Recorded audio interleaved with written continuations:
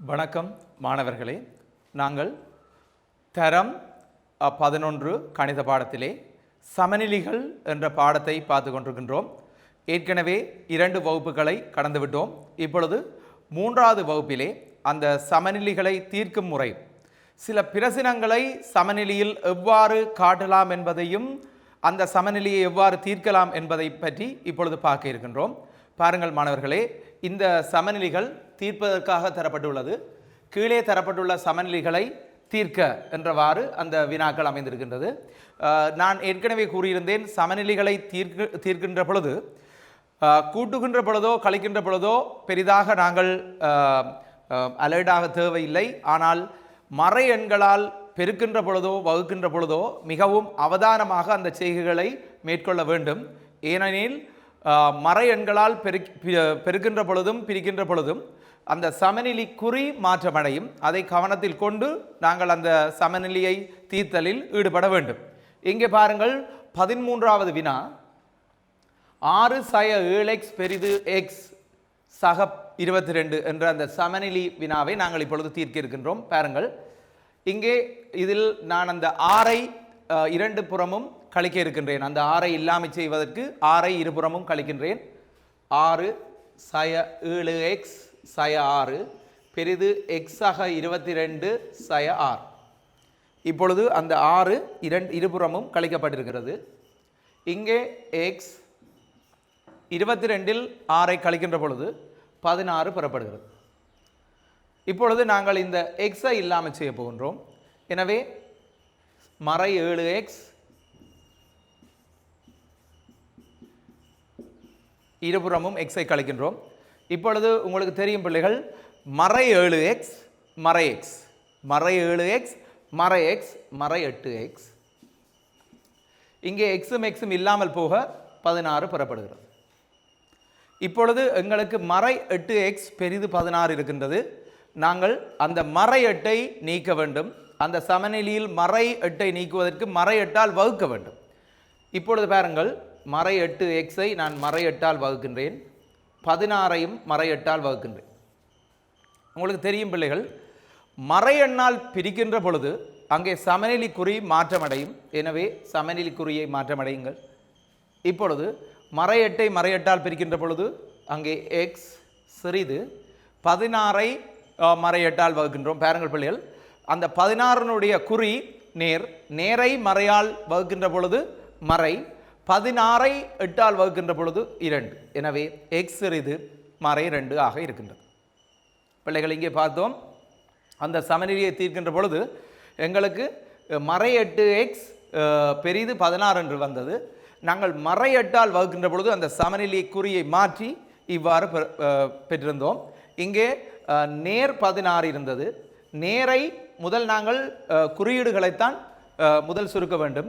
நேரை மறையால் வகுக்கின்ற பொழுது மறை, 16ஐ 8ஆல் வகுக்கின்ற பொழுது 2. எனவே x சிறிது மறை 2 என்ற தீர்வு பெறப்படுகிறது. இப்பொழுது 14வது வினாவை பார்ப்போம்.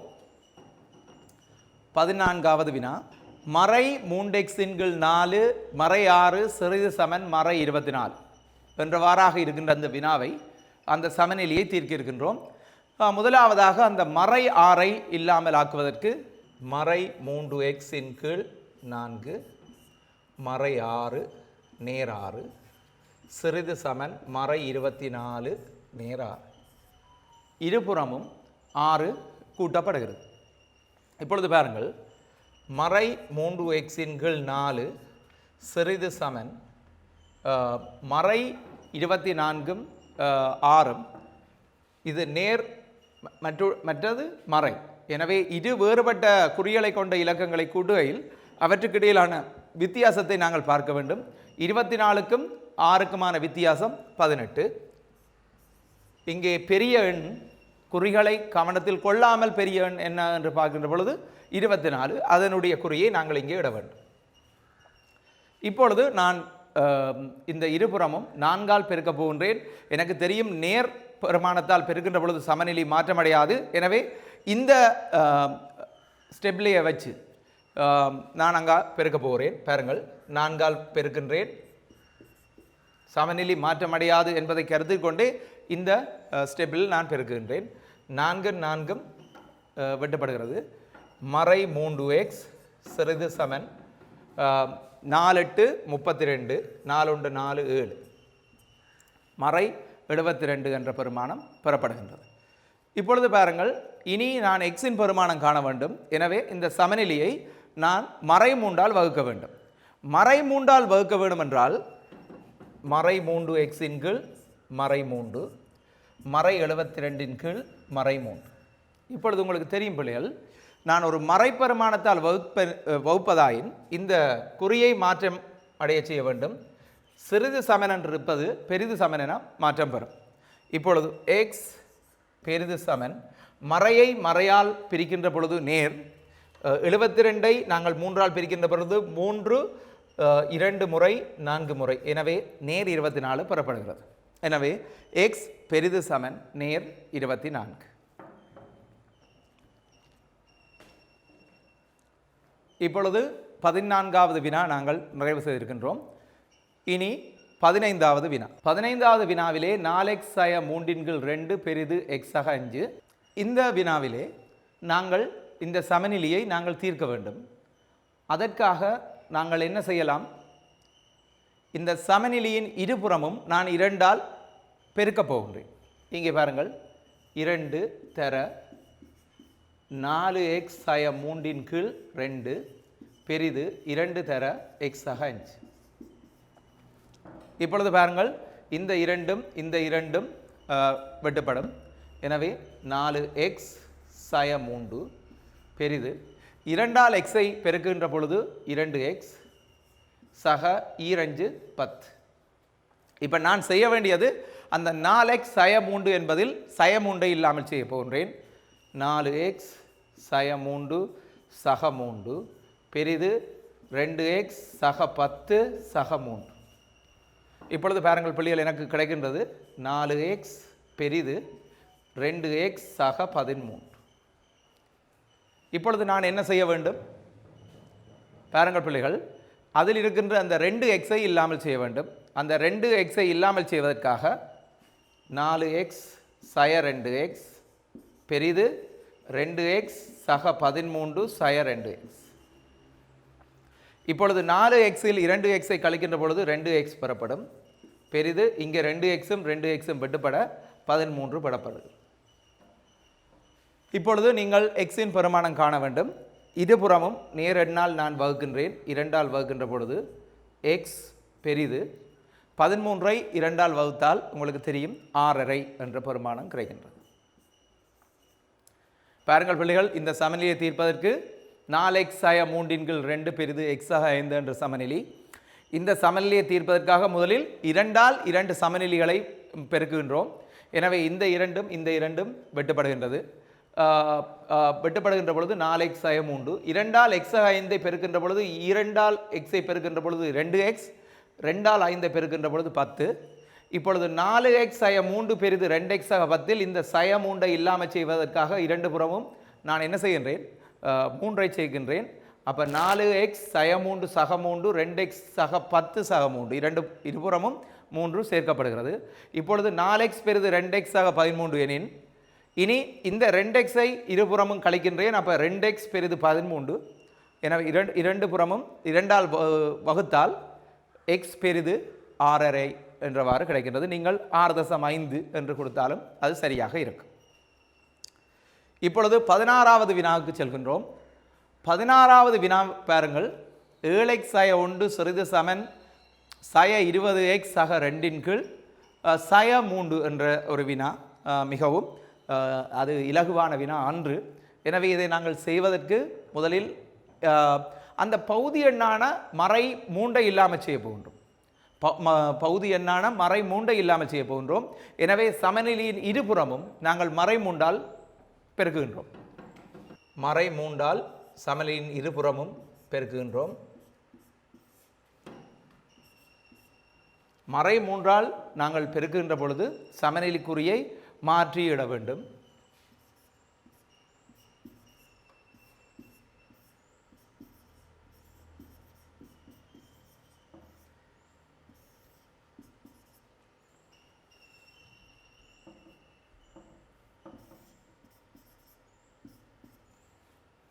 இப்பொழுது பாருங்கள் பிள்ளைகள், இங்கே மறை மூண்டால் மறை 7x ஒன்றை பெருக்குகின்றேன்.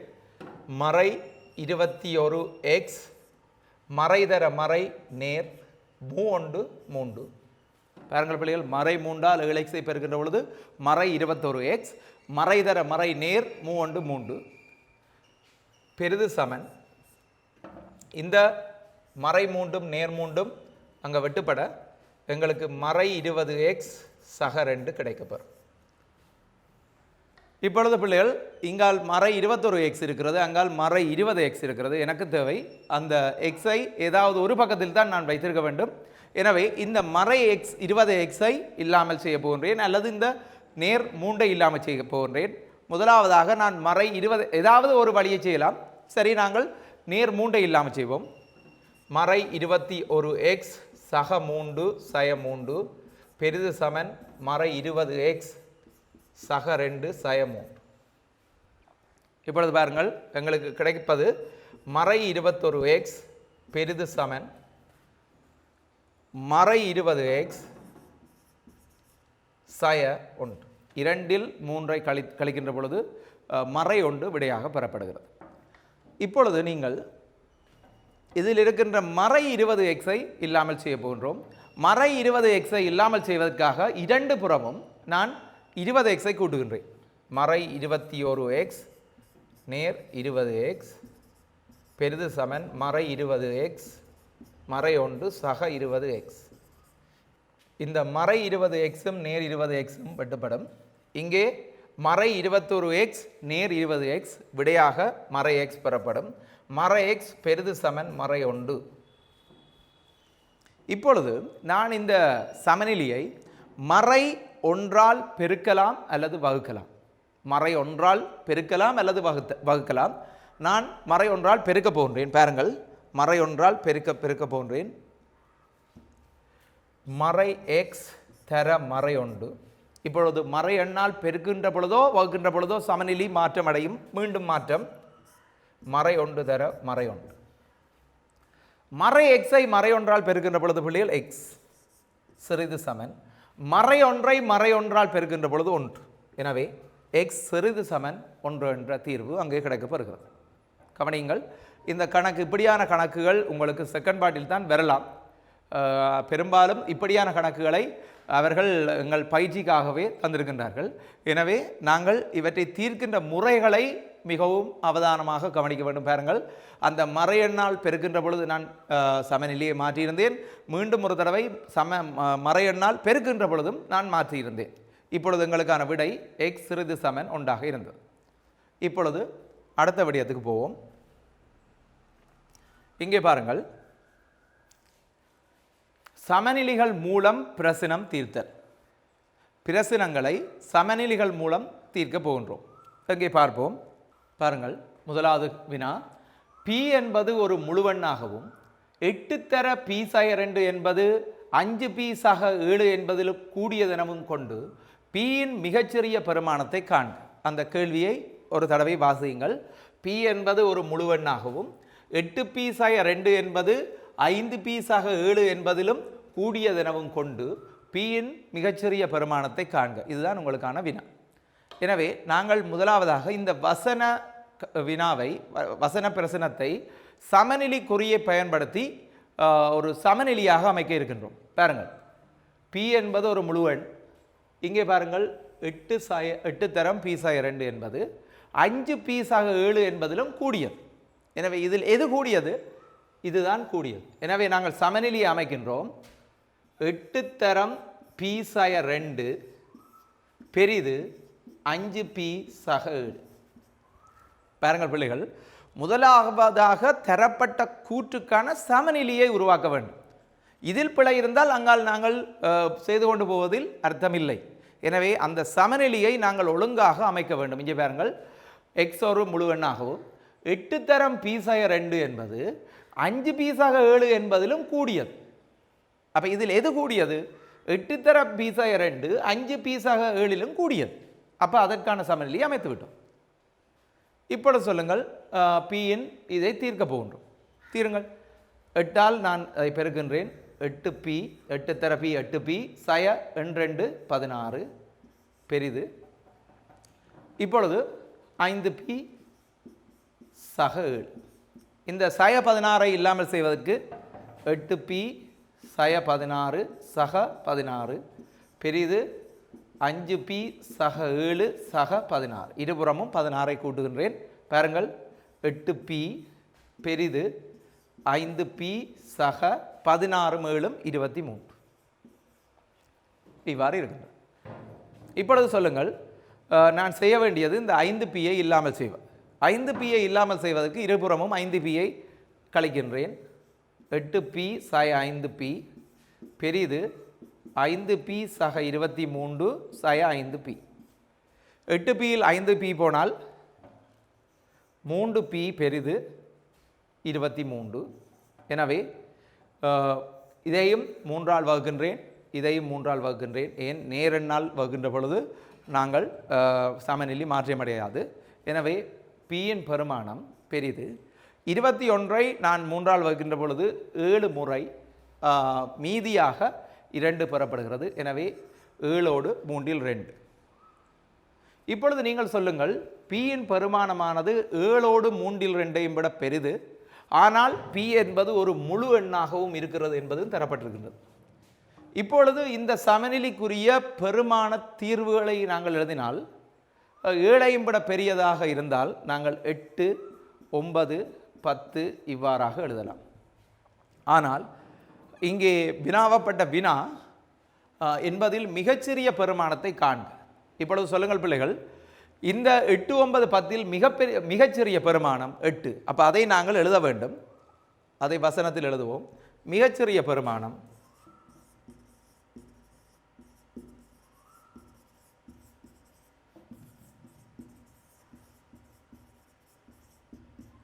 சமன் 8.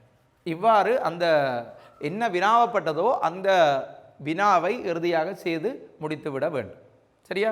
வினாவப்பட்ட வினாவுக்கு விடை அளிக்கவே வேண்டும். ஏனெனில் பிள்ளைகள் என்ன செய்வார்கள் என்றால் இதை தீர்த்து விட்டு விட்டுருவார்கள். எனவே கடைசியில் என்ன வினா கேட்கப்பட்டிருக்கிறதோ அதுக்கான கேள்வியை வினாவுக்கு நீங்கள் விடை அளித்து முடிக்க வேண்டும். இப்பொழுது முதலாவது கேள்வி பார்த்துருக்கின்றோம். பிரசினங்களை சமநிலையை பயன்படுத்தி தீர்த்தல். இரண்டாவது வினாவை பார்ப்போம். ஒருவன் மணிக்கு 24 கிலோமீட்டர் வீதம் டி மணித்தியாலங்கள் காரிலும் மணிக்கு 3 கிலோமீட்டர் வீதம் 2 சய டி மணித்தியாலங்கள் நடந்தும் பிரயாணம் செய்கிறான். அவன் பிரயாணம் செய்த தூரம் 34 கிலோமீட்டரிலும் குறைவானது எனின் டீயின் வீச்சை காண்க. இப்பொழுது உங்களுக்கு கதி தரப்பட்டிருக்கின்றது. அதாவது ஒருவன் மணிக்கு 24 கிலோமீட்டர் வீதம் என்பதில் கதி தரப்பட்டிருக்கின்றது. எனவே காரில் பயணம் செய்யும் அவனது வேகம் கதி 24 கிலோமீட்டர் பெர் அவராக இருக்கும். அதாவது மணிக்கு 24 கிலோமீட்டர். அப்போ 24 கிலோமீட்டர் பெர் அவர் என்பது அதன் கதி. நடந்து செல்லும் கதி பாருங்கள், 3 கிலோமீட்டர் வீதம், மணிக்கு 3 கிலோமீட்டர் வீதம் என்பது ஒரு மணித்தியாலத்துக்கு அவர் 3 கிலோமீட்டர் நடக்கிறார். எனவே 3 கிலோமீட்டர் பெர் அவர் என்பது அவர் நடந்து செல்லும் கதியாக இருக்கின்றது. இப்பொழுது சொல்லுங்கள், கதிக்கும் தூரத்துக்கும் இடையிலான தொடர்பு.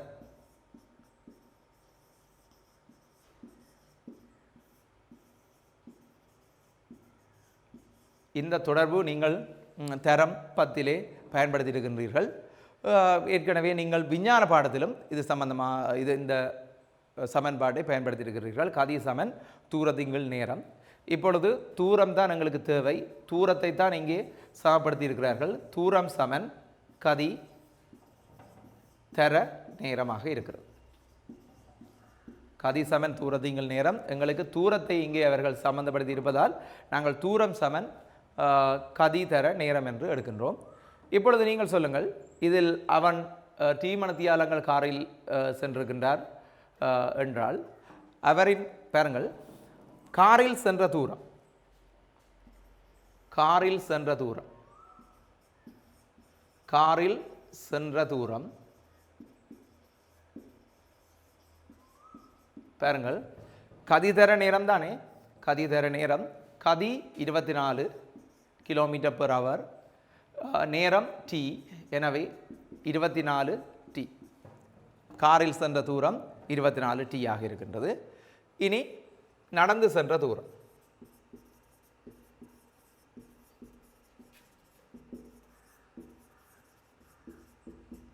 நடந்து சென்ற தூரம் பாருங்கள், 3 km/h என்ற கதியிலே 2 சய டி மணித்தியாலங்கள். எனவே 3 தர 2 சய டி, 3 தர 2 சய டி சுருக்கின்ற பொழுது 2 6 சய 3 டி.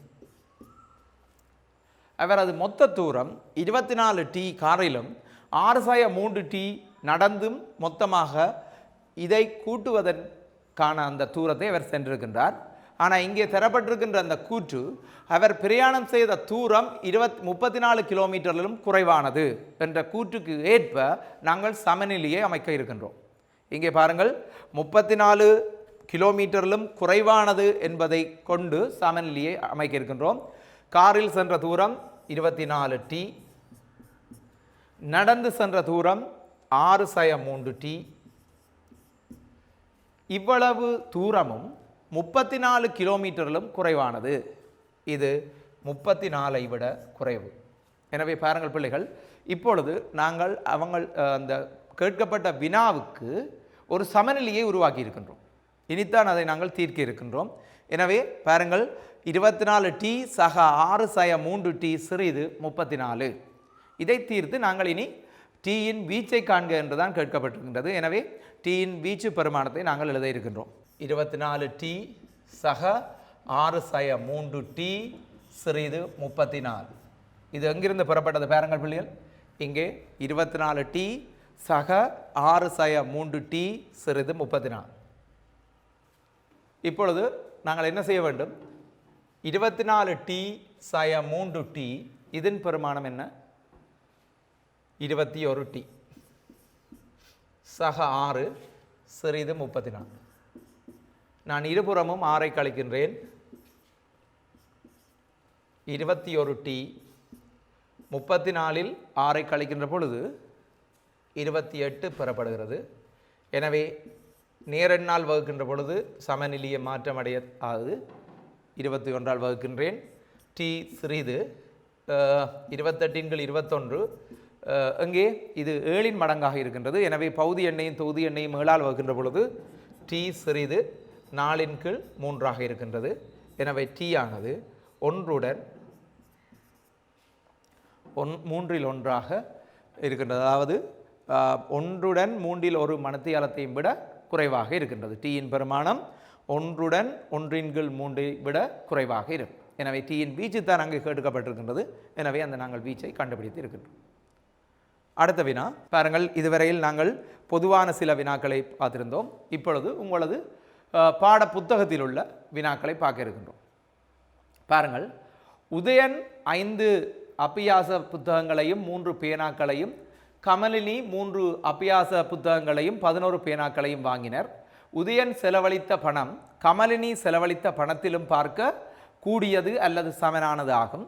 அவர்கள் வாங்கிய ஒரு பேனாவின் விலை ரூபாய் 10 எனின் ஒரு அபியாச புத்தகத்தின் விலை ரூபாய் X என கொண்டு எக்ஸிலான ஒரு சமநிலையை உருவாக்குக. சமநிலையை தீர்த்து ஒரு அபியாச புத்தகத்தின் அதிகுறைந்த விலையை காண்க என்றவாறு அந்த கேள்வி இருக்கின்றது.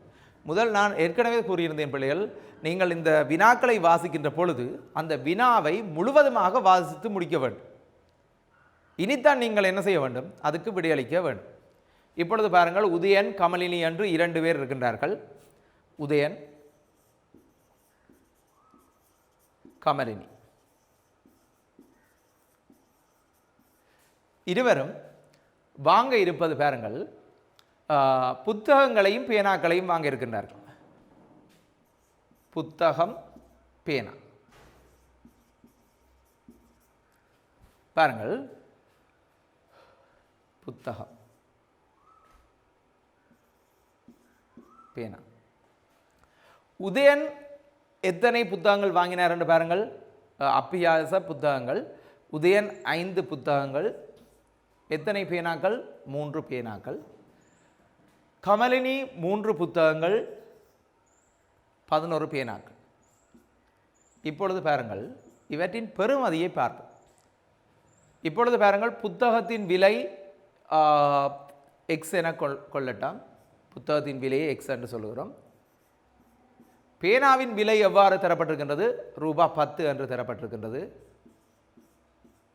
இப்பொழுது பாருங்கள், இதுக்கான தந்த தரவுகள் நாங்கள் எழுதிவிட்டோம். தந்த தரவுகள் எழுதப்பட்டு விட்டது. அதாவது உதயன் 5 புத்தகங்களையும் அபியாச புத்தகங்களையும் 3 பேனாக்களையும், கமலினி 3 அபிசாய புத்தகங்களையும் 11 பேனாக்களையும் வாங்கியிருக்கின்றார்கள். இப்பொழுது இவர்கள் வாங்கியவற்றின் பெறுமதியை நாங்கள் இப்பொழுது இருக்கின்றோம். பாருங்கள், இவற்றின் பெறுமதி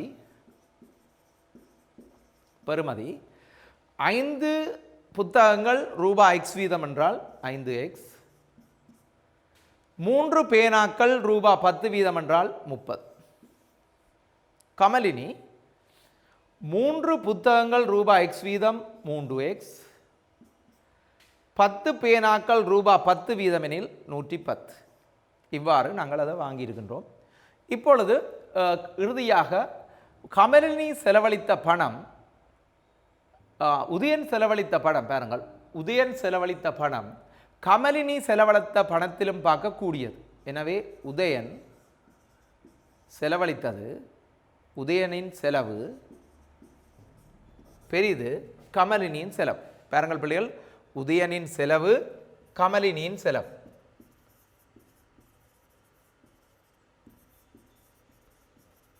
இப்பொழுது இருவர் என்னதும் செலவுகள் பார்க்கின்ற பொழுது பாருங்கள், உதயனின் செலவு கமலினியின் செலவை விட கூடியது என்று சொல்லப்பட்டிருக்கின்றது. எனவே நாங்கள் இப்பொழுது சமநிலையை அமைக்கப் போகின்றோம். பாருங்கள், உதயனின் செலவு 5x சக 30.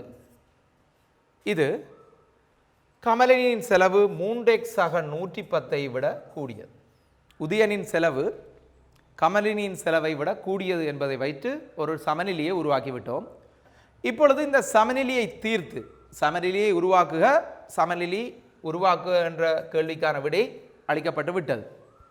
பாருங்கள், 5x சக 30 பெரிது 3x சக 110 என்பதில் அந்த சமநிலையை உருவாக்குக என்பதற்கான விடை அளிக்கப்பட்டு விட்டது. அடுத்ததாக சமநிலையை தீர்த்து ஒரு அபியாச புத்தகத்தின் அதிகுறைந்த விலையை காண்க. இப்பொழுது இந்த சமநிலையை தீர்க்க இருக்கின்றோம். பாருங்கள், 5x சக 30 பெரிது 3x சக 110.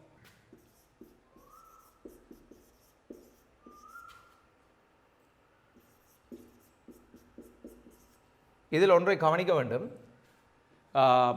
உதயன் செலவழித்த பணம் கமலினி செலவழித்த பணத்திலும் பார்க்க கூடியது அல்லது சமனானது என்று தரப்பட்டிருக்கின்றது.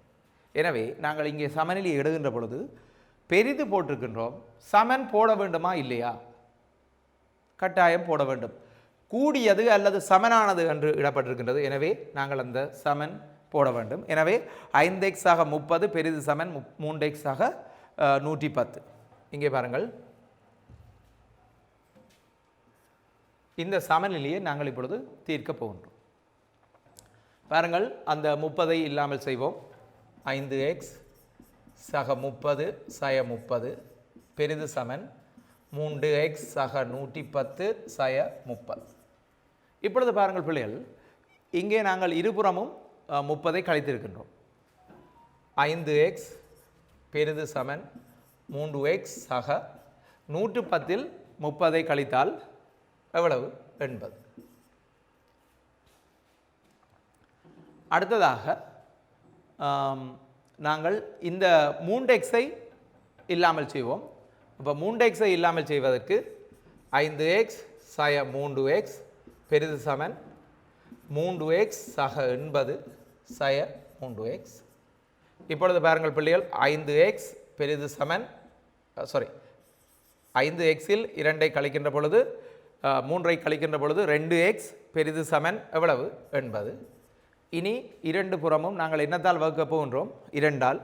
இது நேர் பெருமானத்தால் வகுப்பதால் நேரடியாக நான் வகுக்கின்றேன். 2 2. எனவே x பெரிது சமன் 40.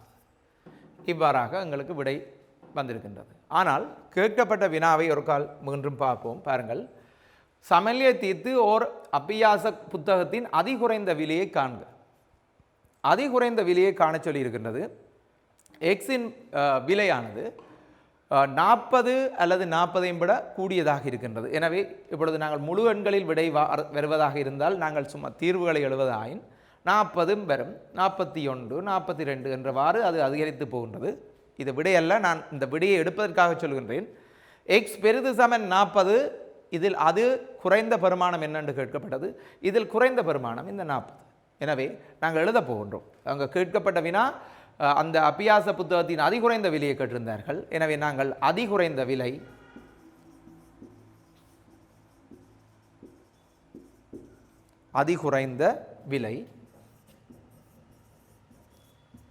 ரூபா 40. எனவே இதையும் நாங்கள் எழுதிவிட்டிருந்தால் எங்களுக்கு முழு புள்ளியும் அங்கே பெறப்பட்டிருக்கும். எனவே பிள்ளைகள் என்ன வினாவப்பட்டதோ அந்த வினாவை தீர்வுகளை கொடுத்து அந்த வினாவுக்கான சரியான விடையை நீங்கள் முடிக்க வேண்டும். ரைட், அடுத்த வினாவை பார்ப்போம்.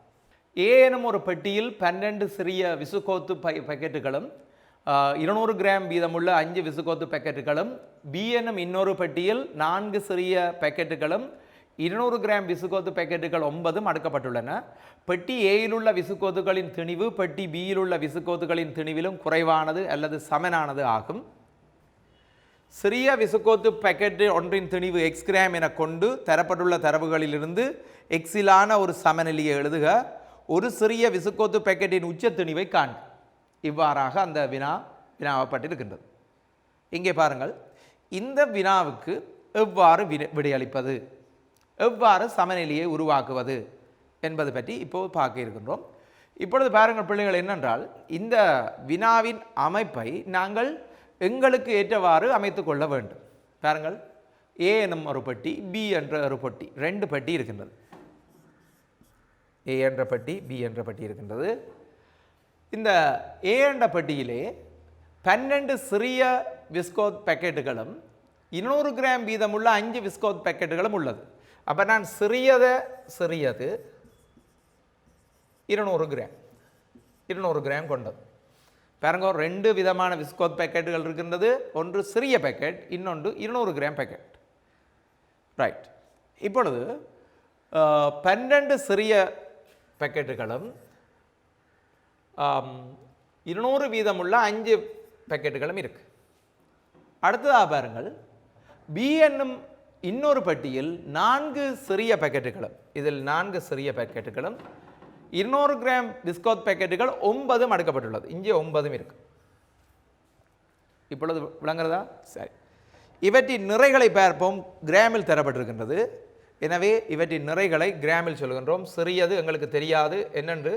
சிறிய விஸ்கோத் பாக்கெட்டின் திணிவு எக்ஸ், இது எக்ஸ் என்று வைக்கிறேன். எல்லாம் கிராமில் தான் தரப்போகின்றோம். மற்றது 200 கிராம் என்றே தரப்பட்டிருக்கின்றது. எனவே இப்பொழுது இந்த இவற்றின் திணிவை பார்ப்போம். திணிவை பாருங்கள். மொத்த திணிவு ஏயில் இருக்கின்ற மொத்த திணிவு பாருங்கள், 1 எக்ஸ் கிராம் வீதம் 12, 1 எக்ஸ் கிராம் வீதம் 12 எக்ஸ். பாருங்கள் பிள்ளைகள், இதெல்லாம் நாங்கள் பார்க்க வேண்டும். 1 200 கிராம் வீதம் 5, எவ்வளவு? 5 தர 200. விளங்குன்றதா? இப்பொழுது பியில் பார்ப்போம். 1 எக்ஸ் கிராம் வீதம் 4 எக்ஸ். அடுத்ததாக 1 200 கிராம் வீதம் 9 தர 200. அப்போ மொத்தமாக பார்க்கின்ற பொழுது இதிலே 12 எக்ஸ் சக 1000, அடுத்ததிலே 4 எக்ஸ் சக 1800. இப்பொழுது அந்த கூட்டை கவனிப்போம். பெட்டி ஏயில் உள்ள விசுக்கோத்துக்களின் திணிவு பெட்டி பியில் உள்ள விசுக்கோத்துக்களின் திணிவிலும் குறைவானது. இப்பொழுது பாருங்கள், ஏயில் உள்ள விசுக்கோத்துக்களின் திணிவு பியையும் விட குறைவு. அப்போ இதை நான் சமநிலையால் காட்டப் போகின்றேன். பாருங்கள், ஏயில் இருக்கின்றது 12 எக்ஸ் சக 1000, பியில் இருக்கின்றது 4 எக்ஸ் சக 1800. இதில் சொல்லப்பட்டிருக்கின்றது ஏயில் உள்ள விசுக்கோத்துக்களின் திணிவு பெட்டி பியில் உள்ள விசுக்கோத்துக்களின் திணிவிலும் குறைவானது. இதுக்கான சமநிலையை நான் அடுத்த பக்கத்தில் எழுத இருக்கின்றேன். பாருங்கள், இவ்வளவு விளங்கிவிட்டதானே? இங்கே பாருங்கள், 12 பேக்கெட், 12 தர எக்ஸ் 12 எக்ஸ், 5 தர 200 1000, அதன் திணிவு 12 எக்ஸ் சக 1000. மற்றதின் திணிவு 4 பேக்கெட் 4 தர எக்ஸ் 4x 9 தர 200 1800. இதில் இந்த ஏனது திணிவு பியின் திணிவை விட குறைவாக தரப்பட்டிருக்கின்றது. எனவே 12x ஆக 1000 4x ஆக 1800 விட குறைவாக இருக்கின்றது. 12x ஆக 1000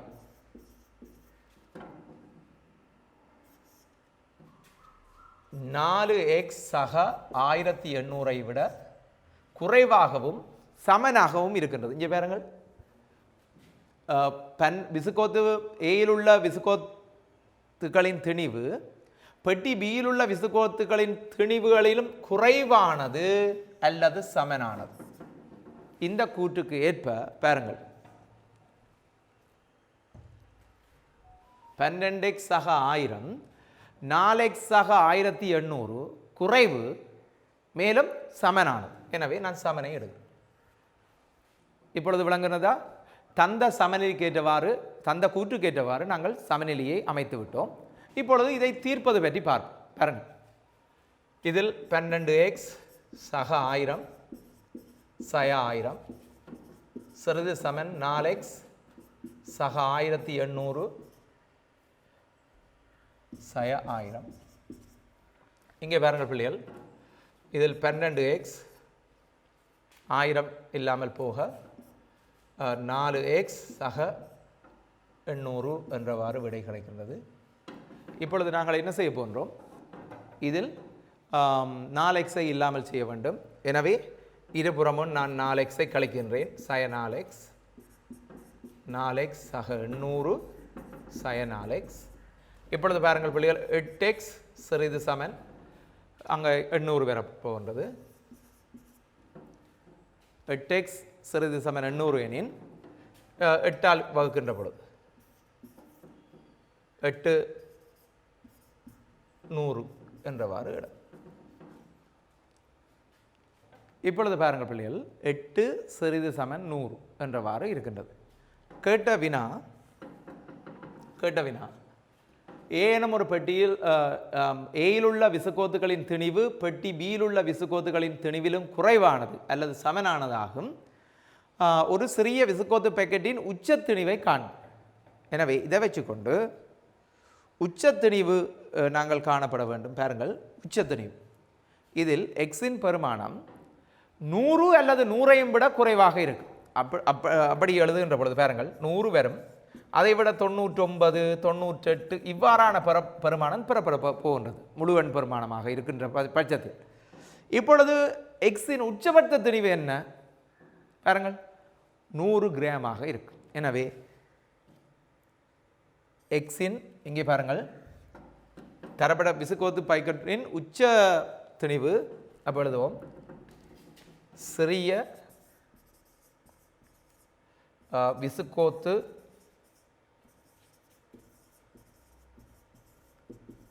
பேக்கெட்டின்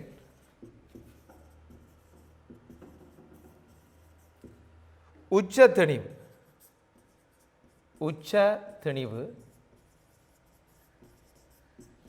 எவ்வளவு? உச்ச திணிவு 100 கிராமாக இருக்கும். 100 கிராம். இங்கே அலகு முக்கியமானது. எனவே பாருங்கள், தரப்பட்ட அந்த வசன பிரசனத்தை நாங்கள் சமநிலையை காட்டி சமநிலைகளை சுருக்கி இங்கே அதன் பெருமானத்தை கண்டிருக்கின்றோம். அந்த சமநிலையிலும் உச்சபட்ச திணிவு கேட்கப்பட்டிருந்தது. எக்ஸ் ஆனது 100ஐயும் விட குறைவாக இருந்தது. எனவே சிறிய விசுகோத்து பேக்கெட்டுகளின் உச்ச திணிவு 100 கிராமாக நாங்கள் கொண்டிருக்கின்றோம். இப்பொழுது எமது பாட பயிற்சி புத்தகத்திலே 4வது வினாவை பார்க்க இருக்கின்றோம். பாருங்கள், நிறையில் சமனான 5 தேயிலை பேக்கெட்டுகளும் 3 கிலோ சீனியின் திணிவானது 25 தேயிலை பேக்கெட்டுகளின் திணிவுக்கு சமனான திணிவையோ அல்லது அதனிலும் கூடிய திணிவையோ உடையது. இத்தவறுகளிலிருந்து ஒரு சமநிலையை உருவாக்கி ஒரு தேயிலை பேக்கெட்டுகளின் உச்ச திணிவை காண்க. இதிலும் உச்ச திணிவை வினாவி இருக்கிறார்கள். மேலும் 5 தேயிலை பேக்கெட்டுகள் 3 கிலோகிராம் சீனி என்று தரப்பட்டிருக்கின்றது. ஆனால் அந்த தேயிலை பேக்கெட்டின் திணிவு தரப்படவில்லை. இங்கே ஒரு தேயிலை பேக்கெட்டின் உச்ச திணிவை தான் கேட்டிருக்கிறார்கள். எனவே நாங்கள் என்ன செய்ய வேண்டும்? அந்த தேயிலை பேக்கெட் ஒன்றின் திணிவை நாங்கள் எக்ஸ் என கொள்ள இருக்கின்றோம். இங்கே பாருங்கள், ஒரு தேயிலை பாக்கெட்டின் திணிவை நான் எக்ஸ் என கொள்கின்றேன்.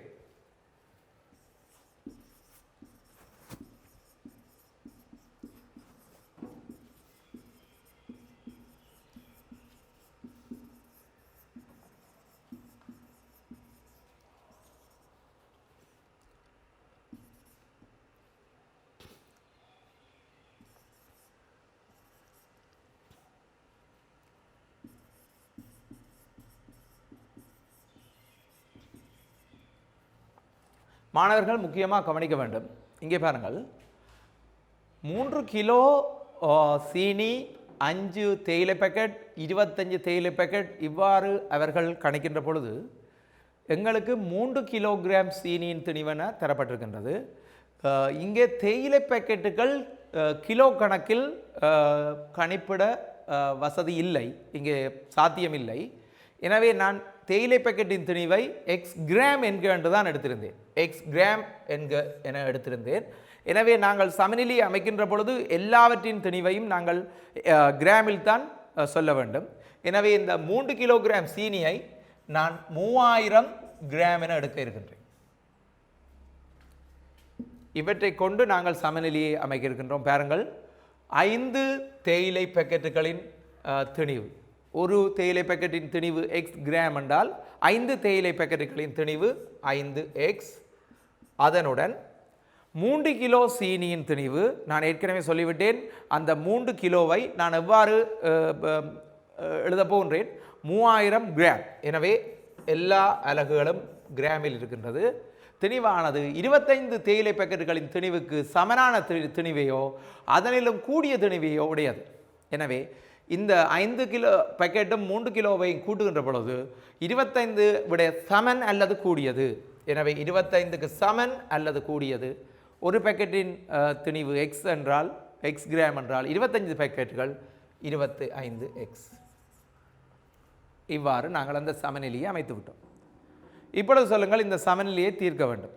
அங்கே இந்த 5xஐ இல்லாமல் ஆக்கின்றேன். 5x சக 3000 சய 5x பெரிது சமன் 25x சய 5x.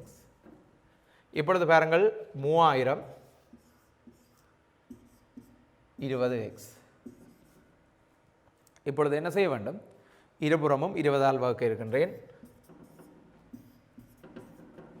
வகுக்கின்ற பொழுது நீங்கள் வகுக்கின்ற பொழுது கவனத்தில் எடுக்க வேண்டியது என்ன, நாங்கள் இதை நேர்பெருமானத்தால் வகுக்கின்றோமா அல்லது மறைப்பெருமானத்தால் வகுக்கின்றோமா என்று பார்க்க வேண்டும்.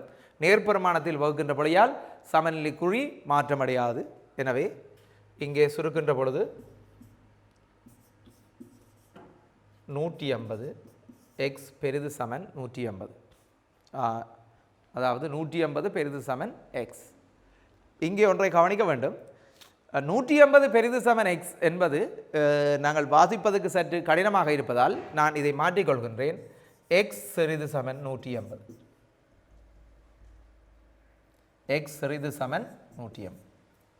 பாருங்கள் பிள்ளைகள், 150 பெரிது சமன் எக்ஸாக இருந்ததை நான் எக்ஸ் சிறிது சமன் 150 என மாற்றியிருக்கின்றேன்.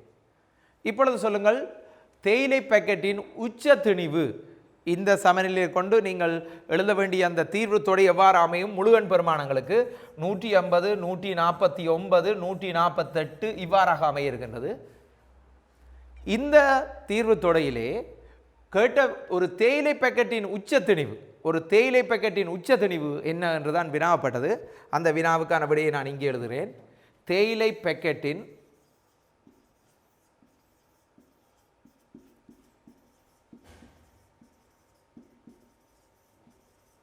உச்ச திணிவு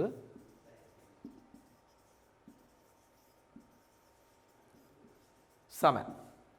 பாருங்கள், எக்ஸின் பெருமானம் 150 149 148ஆக இருக்கின்றது. எனவே உச்ச திணிவு 150 கிராமாக இருக்கும். எவ்வளவாக இருக்கும், 150 கிராமாக இருக்கும். எனவே பாருங்கள், அந்த 4வது வினாவுக்கான சமநிலையை அமைத்திருந்தோம். அந்த சமநிலையை தீர்த்து எக்ஸின் பெருமானத்தை எடுத்திருந்தோம். என்றாலும் இறுதியாக வினாகப்பட்ட வினாவுக்கு நாங்கள் இங்கே விடையளித்திருக்கின்றோம். எனவே பிள்ளைகள், நீங்கள் கடைசி வரையில் எவ்வாறான வினா வினாப்பட்டிருக்கின்றதோ கடைசி வரை அதுக்கான விடையை அளித்து விட்டு தான் நீங்கள் அடுத்த வினாவுக்கு செல்ல வேண்டும். இங்கே பாருங்கள், அடுத்த வினா. இந்த வினாவை வாசியுங்கள். 2 அறைகளில் தரையோடுகள் பதிப்பதற்காக 2 அளவுகளிலான சதுர வடிவிலான தரையோடுகள் பயன்படுத்தப்பட்டிருக்கின்றது. பெரிய தரையோட்டின் பரப்பளவு 900 சென்டிமீட்டர் வர்க்கமாகும். அறை ஏயில் பதிப்பதற்காக சிறிய தரையோடுகள் 100ம் பெரிய தரையோடுகள் 10ம், அறை பிக்கு சிறிய தரையோடுகள் 20ம் பெரிய தரையோடுகள் 30ம் தேவைப்பட்டன.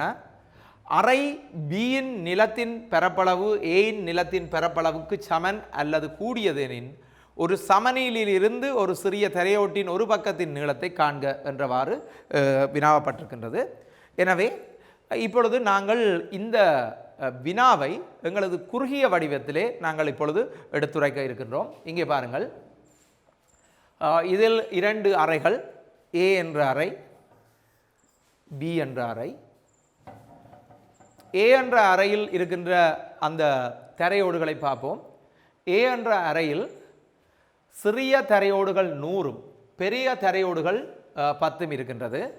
இதில் பெரிய தரையோட்டின் பரப்பளவு தரப்பட்டிருக்கின்றது. எவ்வளவு? 900 சென்டிமீட்டர் வர்க்கம். சிறிய தரையோட்டின் பரப்பளவு தரப்படவில்லை. எனவே நாங்கள் பெரிய தரையோடு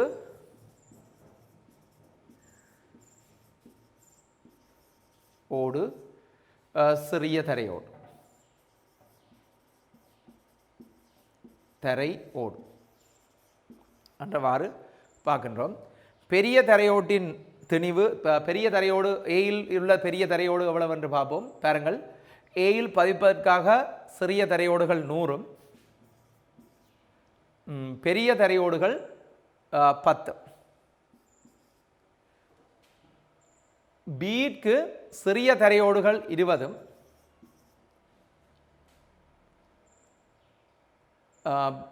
பிக்கு சிறிய தரையோடுகள் 20ம் பெரிய தரையோடுகள் 30. இன்னொரு தரவு தரப்பட்டிருக்கின்றது பாருங்கள். பெரிய தரையோட்டின் பரப்பளவு, பெரிய தரையோடு 900 சென்டிமீட்டர் வர்க்கம். சிறிய தரையோடு தரப்படவில்லை. எனவே நாங்கள் சிறிய தரையோட்டை எக்ஸ் என கொள்கின்றோம், எக்ஸ் சென்டிமீட்டர் வர்க்கம் என கொள்கின்றோம். இப்பொழுது பாருங்கள், இது எக்ஸ். இப்பொழுது எங்களுக்கு இவற்றின் பரப்பளவை பார்ப்போம், மொத்த பரப்பளவை. ஏயில் இருக்கின்ற தரையோடுகளின் பரப்பளவை பார்ப்போம். அப்பொழுது உங்களுக்கு தெரியும் பாருங்கள், ஏயில் இருப்பது 10 பெரிய தரையோடுகள், 100 சிறிய தரையோடுகள். எனவே நான் முதலில் எக்ஸிலான கோவை எழுதுகின்றேன். 100x சக இந்த 10 தர 900, 10 தர 900. பியில் இருக்கின்ற தரையோட பாருங்கள், 30 பெரிய தரையோடு 900, 20 சிறிய தரையோடுகள் பாருங்கள், 20x சக 30 தர 900, 30 தர 900. இப்பொழுது பாருங்கள், இவற்றின் மொத்த பெறுமதியை நான் எழுதி வருகிறேன். பரப்பளவு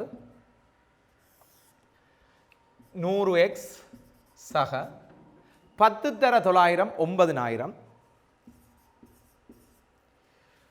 இது 20x 30 தர 900 எவ்வளவு? 93 27.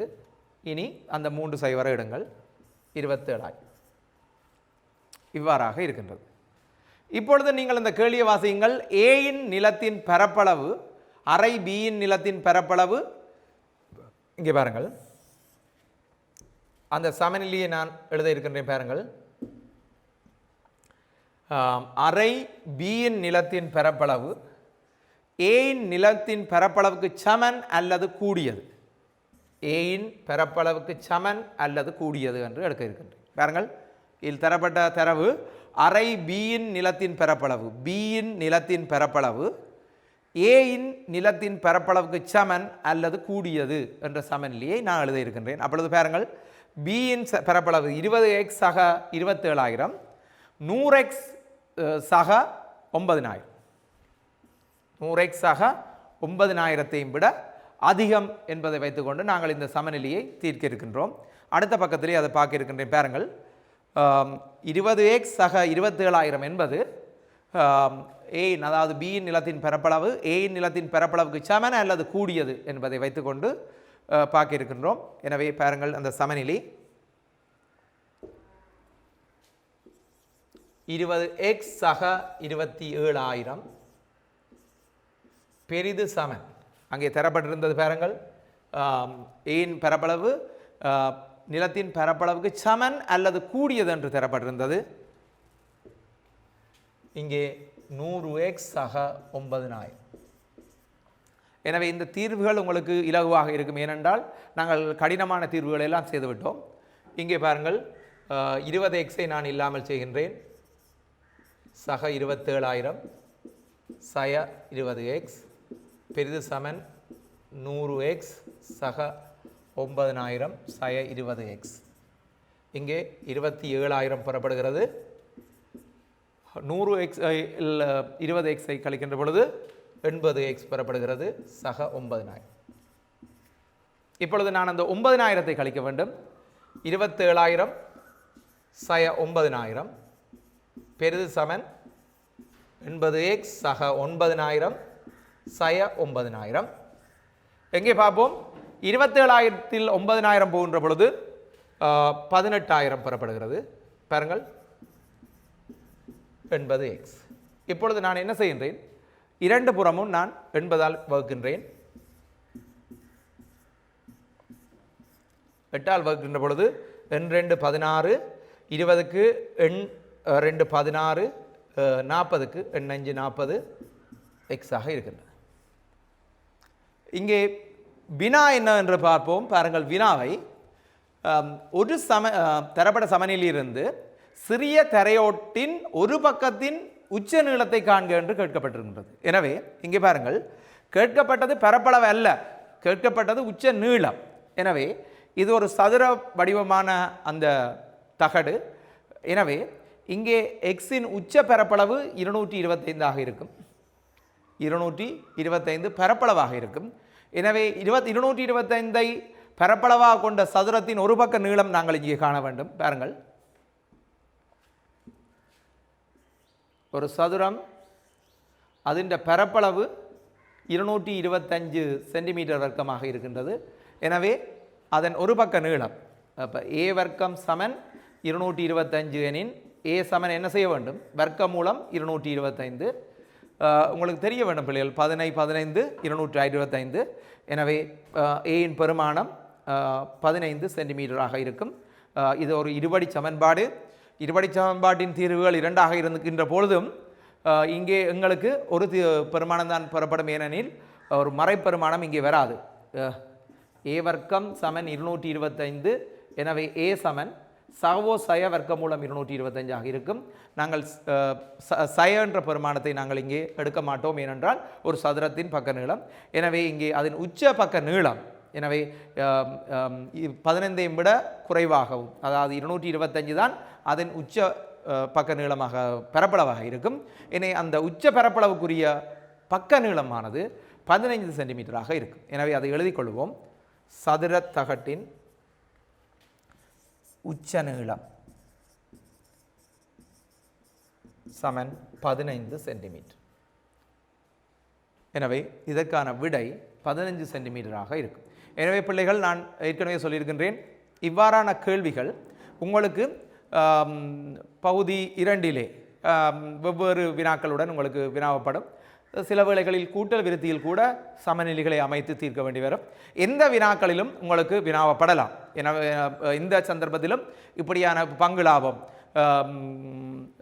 போன்ற கணக்குகளிலும் இவ்வாறான கேள்விகள் வினாவப்படலாம். எனவே எல்லா கேள்விகளிலும் இதை நீங்கள் பிரயோகிப்பதற்கு ஆயத்தமாக இருக்க வேண்டும். அவற்றில் பிரயோகித்து நீங்கள் அந்த முழு புள்ளிகளையும் நீங்கள் பெற வேண்டும் என்று கேட்டுக்கொண்டு இந்த சமநிலைகள் என்ற பாடத்தை இத்துடன் நிறைவு செய்கின்றேன். நன்றி, வணக்கம்.